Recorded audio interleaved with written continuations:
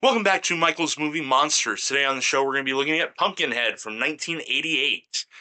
Growing up, this isn't a movie that I had an opportunity to watch. We didn't own it. In fact, nobody I knew owned it. Walmart wouldn't sell it when Halloween would roll around, they'd bring out their horror movies.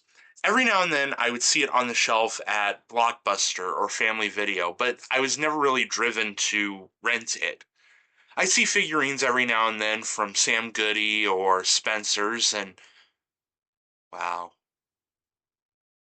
that just ages me. But it's not one that I'd really ran to check out. It is on Tubi, and it sat in my watch list for a while. So why did I finally decide to pull the trigger and watch this? Well, I needed a pick for the horror club, and I'm not ready to deal with Reanimator for Haley yet.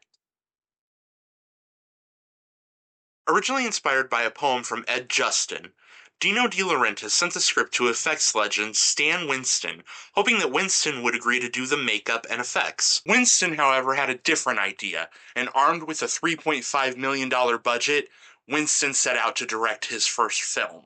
In 1957, we open with Tom Harley preparing to get Marty McFly out of his barn. Outside, we see an alternate ending to The Hitcher where Rutger Hauer is on the run from something. Why doesn't Daddy let the man in? So that the movie can happen.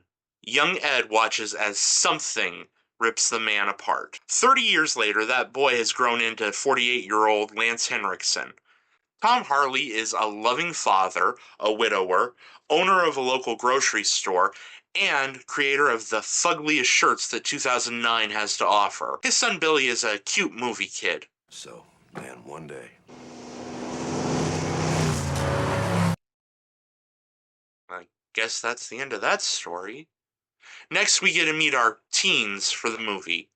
Oh, there's Douchebag, Douchebag's brother, Cute One, Christian Girl, Final Girl, and Final Girl's boyfriend. Look, I know they have names, but I didn't catch any of their names. And this movie isn't really about them. The actors do fine, just there's not really anything on the page for them to do. City folks stop at Ed's grocery store, and Douche begins unloading his bike and zipping around. A truck with the dirtiest looking kids pull up, and holy shit, that's Pino from Silent Night, Deadly Night 5. Shut up, stop it. You're young And Buck Flower? That's awesome! Oh no. You're gonna make us play who dies first, the dog or the boy. I hope it's the boy. Ed leaves to get something for Buck, leaving his son and dog at the store alone. No, no, no, no, no, no, no, no. Thank God, it was the boy. He just came out of nowhere. Douche doesn't want to go to the cops because he's been drinking and they'll fry me.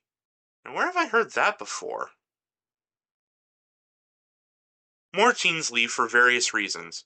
Douche leaves so that he can avoid the blame. The rest leave trying to find a phone. Ed comes back to the store where he sees the remaining teens standing over the dying Billy, and Lance gives the most perfect murderous grief look possible. Nobody saw him. It was an accident. But can I help? It's a little known fact. They had to shoot that like 30 times with 30 different actors because the teens just kept dying automatically.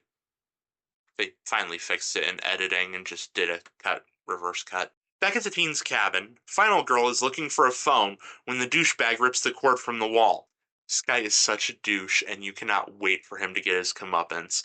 He is writing that line between villain and cartoon character so hard. His brother comes back to the cabin, and oh my god, the douchebag locked them in the pantry. I love this guy. Ed goes to see the dirty family, and he asks about a woman who lives in them there mountains. Buck Flower tells him that he don't want to go down that road. But young Bunt shows him the way. Okay, so like halfway through this movie, they kept saying his name, and I kept thinking, oh, his name is Bud. Oh, it's Bud. Oh, it's not Bud. Is it Butt? Well, that makes no sense. Nobody's gonna name their kid Bud. Oh, it's Bunt! Yes, that is totally a legitimate name and makes perfect sense. Ed meets with the witch Haggis and gives her all of his money. She tells Ed to go to a certain graveyard and dig something up and bring it back to the cabin. Leave the boy. I grow hungry. The movie so far has had a layer of dirt on it, creating a really lived-in world in an area out in the country. Now, as we get into witches and demons, the shots get moodier and the atmosphere thickens. This may have been Stan Winston's first directed movie, but he knew what he was doing. Halfway into the movie, and we start getting the ritual to bring forth Pumpkinhead, and isn't he cute? The demon goes off to find the teens. He attacks one, and Ed's body spasms as he sees what the demon sees. He feels the attack. Ah, day for night! After the creature attacks and kills the Christian girl, Ed has had enough of this. He goes back to the witch's hut and begs her to call it off. She tells him that the demon must finish its work, and that if Ed stops the demon, he'll die too. When Pumpkinhead attacks the cabin, Joe starts to take responsibility for his actions and starts to try to get the others spared. This kind of works for me. I like that he isn't a static character. The teens aren't well written. They're still not. We still haven't had any good character development, but we're starting to get something. The surviving trio of teens flee into the woods. Ed shows up to the cabin and sees the bodies of the dead. In a nice reprisal of the opening, the trio finds a group of houses and begs them for help, but nobody will risk putting themselves in the path of the creature. As Pumpkinhead closes in on them, Ed shows up and shoots it. It's dead. Dumbass. A dog attacks Ed, and Pumpkinhead reacts to the wounds. Well, now the only interesting teen is dead. Bunt sneaks out, trying to help our surviving youths and taking them to the remains of a burnt church. There he gives us the lore that if you do bad to another man, he can summon Pumpkinhead. Together, they all work out that Billy died and Ed summoned him. The demon shows up and the trio runs off. Final Girl's boyfriend attempts to escape on a bike, and Pumpkinhead appears next to him and attacks him. Ed finds the remaining two people in the woods and tries to get them help, taking them to his home. When going to confront Pumpkinhead, Ed runs into a pitchfork, wounding Pumpkinhead. Pumpkinhead's face begins to morph, resembling Ed. Realizing the only way to stop the violence, Ed shoots himself.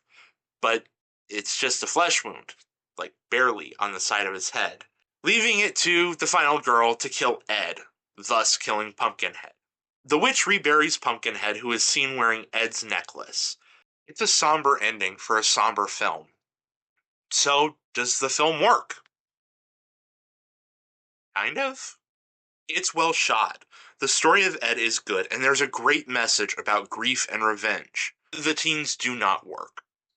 The acting is fine, but there's nothing about them written on the page that makes us care about them before the incident or after. This movie is short, too. It's only an hour and 18 minutes without opening and ending credits. They could have easily added more time to develop these characters. The film had a very limited release in October '88, where it made close to $3.4 million. A re-release in January the following year managed to get the movie an extra million. And at its $3.5 million budget, this was a bomb. Reviews were not kind either. Empire gave it 2 out of 5 stars. But then, something happened. TV and home media got a hold of this film, and suddenly it started to grow, and it became a cult classic, and it found an audience eventually. Winston would go on to direct music videos for Michael Jackson and Guns N' Roses. His only other theatrical film was A Gnome Named Norm. He also directed the T2 ride for Universal Studios. And after seeing this, I would have loved to see more movies directed by him. Stan Winston passed away in 2008. He had continued working in special effects until his death, and the movie industry really feels its loss. Effects have never been the same since Stan Winston died. A direct-to-video sequel was made in 1994. And in 2006, two more sequels were made for the Sci-Fi Channel. There have been video games, comic books, figurines. There's even a reboot that's been in development for years, and this may be blasphemy to say, but I think this is a movie that needs a remake or a reboot. Something. It needs an opportunity to grow and tell this story again with some tweaks here and there. Find a new audience because it deserves it. The design of Pumpkinhead is cool, even if he kind of looks like an albino xenomorph with shoulder pads. All in all, he's an underrated icon, and I'd love to see more. The movie itself is fine. It's not gory. The kills, none of them really stand out. It's fine. I think honestly, if it came out today, this exact movie would probably get like a PG-13. So use that to decide if you want to spend some time with Pumpkinhead. It was a decent enough time. I'm kind of curious to check out the sequels. I hear they're awful. And I kind of love awful movies. Like, share, subscribe, hit the buttons to do the buttons, and we'll see you on the next one.